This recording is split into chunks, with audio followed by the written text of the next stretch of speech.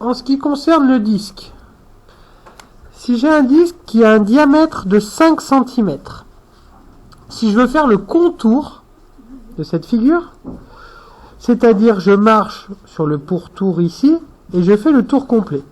La question que je me pose, c'est quelle distance j'ai parcouru.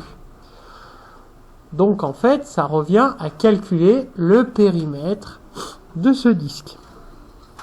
Le périmètre, il va falloir multiplier le diamètre, ici 5 cm, par le nombre pi.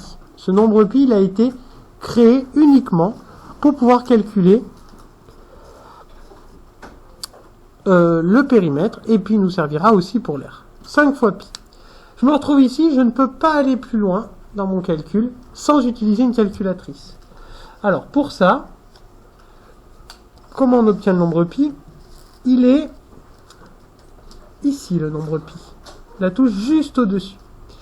Donc il va falloir faire 5 fois seconde pi. Vous voyez, ça s'affiche. Au résultat, j'obtiens 5 pi en valeur exacte. Moi, ce qui m'intéresse ici, ce n'est pas la valeur exacte, mais c'est la valeur approchée. Pour avoir une valeur approchée avec vos calculatrices, vous appuyez sur la touche SD qui est juste ici. En appuyant sur la touche SD, on obtient 15,70, 79, etc. Il y a plein de nombres. Donc si je veux une valeur ici du périmètre arrondi, un chiffre après la virgule, je vais prendre 15,7. Vu que c'est une valeur approchée, je n'oublie pas de mettre le signe environ. 15,7 cm.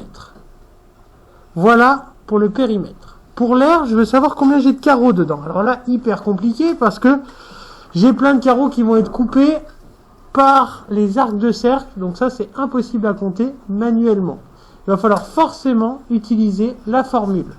La formule qui est à utiliser, c'est pi fois le rayon du cercle, ou du disque, plutôt du disque, fois le rayon. Ici, il fait combien mon rayon? On me donne le diamètre. Le diamètre fait 5. Donc le rayon, il fait la moitié de 5. 2,5. Donc je vais pouvoir calculer en faisant pi fois 2,5 fois 2,5. Attention, on fait bien la différence entre 2,5 fois 2,5 et 2,5 fois 2. C'est pas pareil, donc il faut bien prendre le rayon et le multiplier par lui-même. Je ressors donc ma calculatrice. Je fais seconde pi fois 2,5 fois 2,5.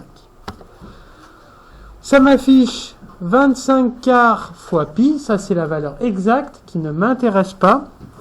Si je veux la valeur approchée, j'obtiens 19,6349. Alors 19,6349, si je veux un chiffre après la virgule, je vais prendre 19,6. L'air fait environ 19,6 cm².